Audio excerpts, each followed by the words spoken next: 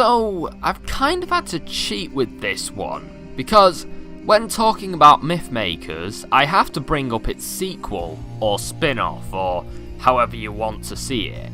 I wanted them both to be in the same marathon, preferably one after the other, and as a result, I decided that if one came up, then so must the other.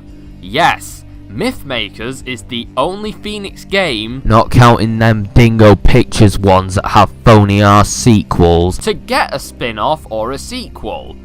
Actually, it technically got both, as I found out, and was even ported to Nintendo Wii along with the title Pixie in Toyland, although that also had a PS2 release. So yeah, quite the accomplishment for a budget game published by Phoenix.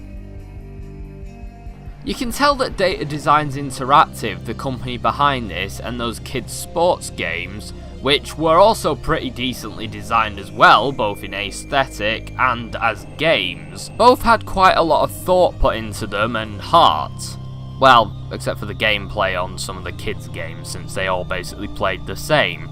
But honestly, all of them playing the same and being the same competent game is better than something that just didn't work at all, or something that didn't belong on a PlayStation 2 like Combat Ace. Honestly, if Phoenix only published games from these people, I doubt that they would be the joke that they're seen as today.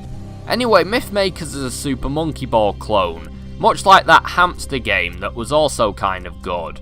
Unlike any of the other pretenders seen in the Phoenix library, I actually feel as if some elements of this are done better than the original. I'll get to that later though.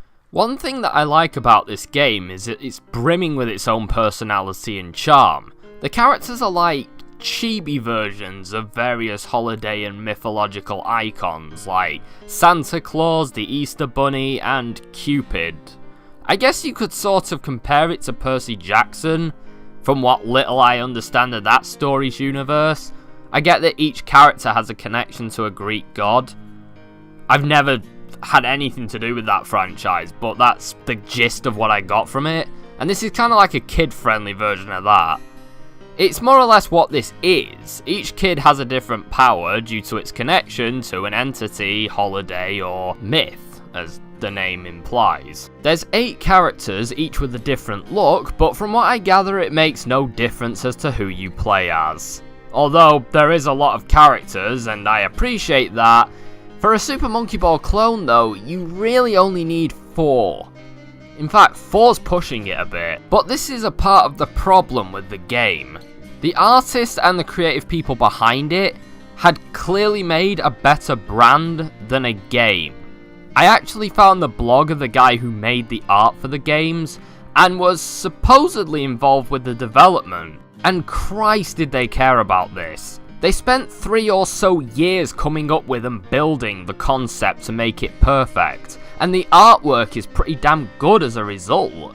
It's clear that these characters were meant to have a bit of a personality behind each of them, and unfortunately in their initial setting of being a single player Super Monkey Ball clone, the characters don't get much time or opportunity to show off their personalities, and as a result they're more or less just concepts attached to player models. Which is kind of sad, because I would have loved to have seen them get a chance to shine and bounce off of each other and deal with certain situations.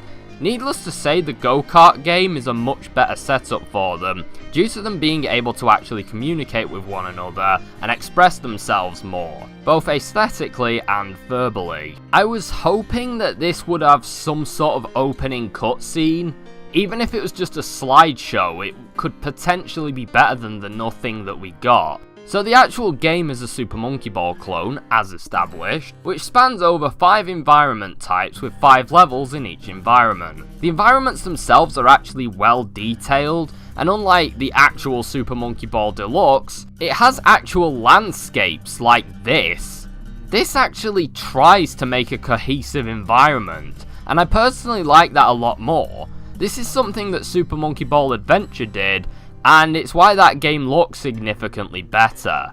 The design, however, is fucking frustrating, and in all honesty, I don't get far into any of the levels. The paths are simply too narrow, and you just end up rolling off the edge. Instead of building up momentum and whatnot, they instead make it feel like you're on a tightrope whilst drunk, and it's awful. The gameplay is literally rolling around in a ball and just falling off the edge. Honestly, it might be doable, I'm not sure, but there's something wrong with this game that makes it bloody impossible. It has fuck all as far as the camera control goes, and this makes it impossible to see where you are or what you're even doing or going to walk into. Seriously, I can't make a coordinated run or jump if I can't see what I'm jumping at. So much of it is just a shitty guess or a leap of faith, and in some instances, you're 100% fucked over by the dodgy camera. The only control that you have is being able to zoom in and out, and even that is just pointless, as zooming out fucks up your perspective of the track and you end up just falling off into the abyss. Though, the levels look nicer than Monkey Balls due to them not solely relying on nice CGI backdrops, they're just unpleasantly difficult, and in some cases are bloody impossible. I'd prefer this to be too easy and fun in all honesty. Still, it at least feels like a budget game with some actual design behind it instead of shit like Girl Zone or Maniac Mole. Maybe a Super Monkey Ball veteran could do this, but I certainly can't. Hell, they might even enjoy the challenge. Me though, I gave it my best shot, and I could beat 3 out of 5 of the introductory levels. There's a tutorial which is available, but when you go on it, it gives nothing, and just more or less gives you a bunch of piss easy levels to clear that aren't remotely representative of the ones you'll deal with later. Except for the last one that can outright fuck off. I feel a lot for this, like I did with Fairy Tales. With Fairy Tales, you could see that someone tried to make something good for a budget price, and even if that fails, they tried. Which is more than I can say for shit like Girl Zone, where it's obvious that nobody gave a fuck.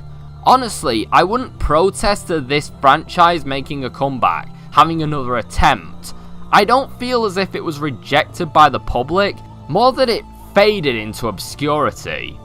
Personally, I think that if you were going to make a Mythmakers game, you're best making a Rayman Origins style platformer. That would be perfect, where the art and music can come to life and they take priority, and you can make some pretty nice levels around it. I could also see a good RPG game coming out of this series, like an old Final Fantasy. Shit man, you can make that in RPG Maker and sell it on Steam these days. I mean, it's not like there's any fucking quality control stopping you.